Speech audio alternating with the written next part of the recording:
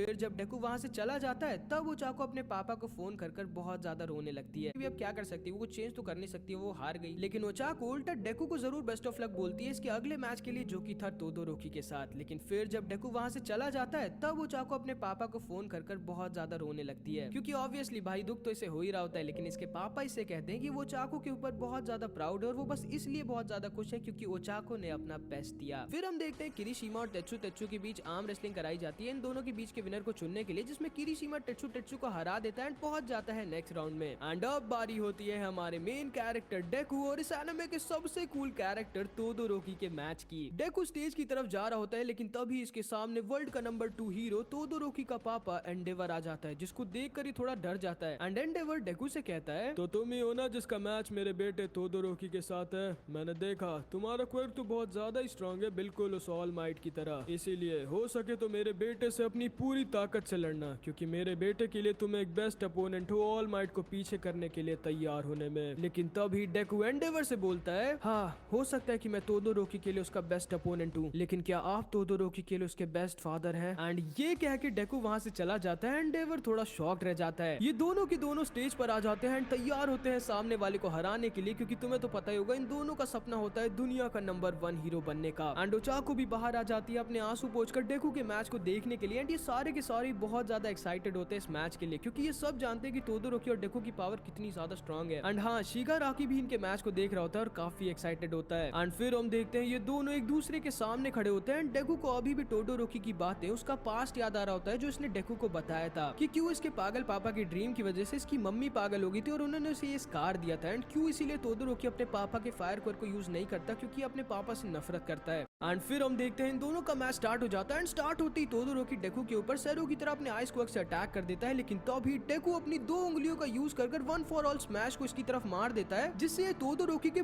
पूरे ice attack को रोक देता है। एंड तोदोरोकी किसी तरह अपनी आइस वॉल का यूज कर बाहर जाते जाते बचता है, लेकिन इस अटैक की वजह से ना डेकू की एक उंगली जरूर टूट जाती है। तोदोरोकी दोबारा से इसके ऊपर अपने आइस अटैक से यूज करता है। डेकू फिर से अपनी एक और उंगली को तोड़कर इसकी आइस अटैक से अपने स्मैश से बचता है। आखिर कितनी बार मेरे अटैक्स को तुम अपनी उंगलियों को तोड़कर रोकोगे मिडोरिया? एंड डेकू को ना बहुत ज्यादा दर्द हो रहा होता है, लेकिन ये जानता था कि इसके पास और कोई ऑप्शन नहीं है, वरना तोदोरोकी इसे आसानी से हरा देगा। एंड फिर हम देखते हैं तोदोरोकी बार बार इसके ऊपर अपने आइस से अटैक करने लगता है। डेकू के पास क्योंकि और कोई ऑप्शन होता नहीं, ये बार बार अपनी उंगलियों से वन फॉर ऑल के स्मैश का यूज कर किसी तरह तोदोरोकी के अटैक से बच रहा होता है। एंड तभी हम देखते हैं थोड़ी देर में डेकू के राइट हैंड की चारों उंगलियां और पूरा का पूरा लेफ्ट हैंड इंजर्ड हो जाता है। लेकिन तभी डेकू देखता है कि बार बार सिर्फ अपने आइस क्वर्क को यूज करने की वजह से और फायर क्वर्क को ना यूज करने की वजह से तोदोरोकी की बॉडी जमने लग गई होती है। इन सबको यकीन नहीं हो रहा होता कि डेकू की लगभग सारी उंगलियां और पूरा एक हाथ टूट गया, लेकिन फिर भी डेकू लड़ रहा है। आखिर कितना दर्द हो रहा होगा डेकू को। एंड जब तोदोरोकी ये देखता है कि डेकू की सारी उंगलियां टूट चुकी हैं और इसका लेफ्ट हैंड भी, तो तोदोरोकी समझ जाता है कि अब तो डेकू इसके अटैक को रोक नहीं सकता। एंड तोदोरोकी अपने गार्ड को डाउन कर देता है, डेकू के ऊपर अब तक का स्ट्रॉन्गेस्ट अटैक यूज कर देता है। लेकिन भाई ये डेकू पागल होता है और अपनी टूटी हुई उंगली को दोबारा यूज कर देता है। एंड ये ना अपनी टूटी हुई उंगली को और ज्यादा तोड़ देता है और तोदोरोकी की तरफ एक और बहुत ज्यादा स्ट्रॉन्ग स्मैश मार देता है, जिससे तोदोरोकी थोड़ा इंजर्ड हो जाता है और बाहर निकलते निकलते बचता है। इसकी उंगलियों की हड्डियां चकनाचूर हो गई होती है। एंड भाई मुझे दर्द होने लग गया था इनकी फाइट को देख के। मिडोरिया तुम पागल हो गए हो क्या? तुम्हें दिख नहीं रहा तुम अपने आप को कितना ज्यादा इंजर्ड कर रहे हो? एंड तभी डेकू बोलता है, हाँ मैं जानता हूँ कि मैं बहुत ज्यादा इंजर्ड हो गया हूँ तोदोरोकी, लेकिन तुम अब तक मुझे छू तक नहीं पाए। और अपने आप को देखो तोदोरोकी, तुम जम रहे हो। आखिर क्यों तुम अपना फायर क्वर्क यूज नहीं कर रहे? आखिर तुम अपना बेस्ट क्यों नहीं दे रहे हो? एंड तोदोरोकी को समझ नहीं आता कि डेकू पागल हो गया है क्या, क्योंकि इससे तोदोरोकी के आइस क्वर्क को झेला नहीं जा रहा है। ये चाहता है तोदोरोकी अपना फायर क्वर्क भी यूज करे, जिससे पक्का ही हार जाएगा। एंड तोदोरोकी गुस्सा आ जाता है और डेकू की तरफ भागता है, लेकिन तभी डेकू इसके अटैक को डॉज कर देता है। एंड इस बार अपने राइट हैंड का यूज कर इसे एक स्मैश मार देता है, जो कि इतना स्ट्रॉन्ग तो नहीं था, लेकिन तोदोरोकी काफी इंजर्ड जरूर हो जाता है। एंड फिर से किसी तरह बचता है बाहर जाते जाते, लेकिन ये डेकू के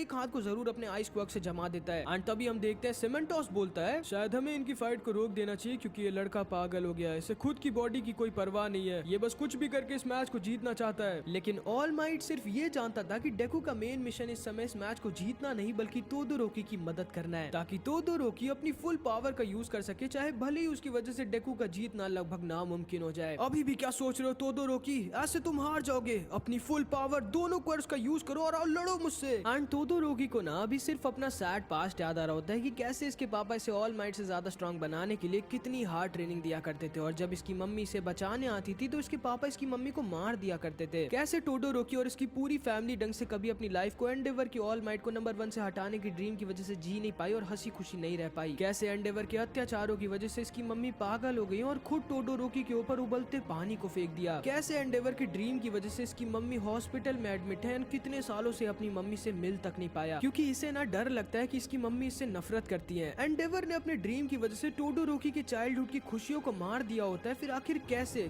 ही उस एंडेवर के दिए हुए कर को यूज कर सकता है जिससे नफरत करता है। लेकिन तभी डेकू बोलता है तुम्हें अपने फायर क्वर को यूज करना ही होगा टोडोरोकी, वरना तुम जमकर हार जाओगे। क्या तुम इस कंपटीशन को नहीं जीतना चाहते? क्या तुम नहीं बनना चाहते हो नंबर 1 हीरो? तुम्हें समझ नहीं आता क्या? मैं मेरे पापा के क्वर को यूज नहीं करने वाला, वो उनका नहीं तुम्हारा क्वर है टोडोरोकी। एंड इसको सुनते ही टोडोरोकी को उसके पास्ट का एक किस्सा याद आ जाता है जो ये कई सालों पहले भूल गया था। इसको याद आ जाता है कि कई सालों पहले जब ये अपने पापा की बहुत हार्ड ट्रेनिंग की वजह से बैठकर रो रहा था क्योंकि इसके शरीर में बहुत दर्द हो रहा था, तब इसने अपनी मम्मी से कहा था मम्मी मैं पापा जैसा नहीं बनना चाहता, मैं नहीं चाहता उनके फायर क्वर को सीखना। जिस पे इसकी मम्मी ने कहा था मैं भी नहीं चाहती टोडोरोकी कि तुम अपने पापा एंडेवर जैसे बनो, लेकिन तुम्हें इस फायर क्वर को मास्टर करना ही होगा ताकि तुम इस वर्ल्ड के नंबर 1 हीरो बन सको, बिल्कुल ऑल माइट की तरह। तुम्हें इस वर्ल्ड का नंबर 1 हीरो बनना होगा टोडोरोकी, ताकि तुम बुरे लोगों को रोक सको और अच्छे लोगों को बचा सको। एंड अब टोडोरोकी को समझ आता है कि डेकू सही कह रहा है, जो पावर इसके पास है वो इसकी खुद की है। इसे नहीं जरूरत है अपने पापा के दिए रास्ते पर चलने की, इसे अपने पावर्स का खुद से यूज करना सीखना होगा और ऑल माइट की तरह इस दुनिया का स्ट्रॉन्गेस्ट हीरो बनना होगा जो लोगों की मदद करे, ठीक वैसे ही जैसे इसकी मम्मी ने कहा था। एंड डेकू भाई टोडोरोकी की आंखें खोल देता है। टोडोरोकी यूज करने लगता है अपना फायर क्वर जो इसने कई सालों से नहीं यूज किया होता, जिसको देखकर एंडेवर बहुत ज्यादा खुश हो जाता है एंड साथ ही साथ डेकू भी। एंड ये सारे के सारे लोग शॉक रह जाते हैं। एंड तभी टोडोरोकी कहता है मिडोरिया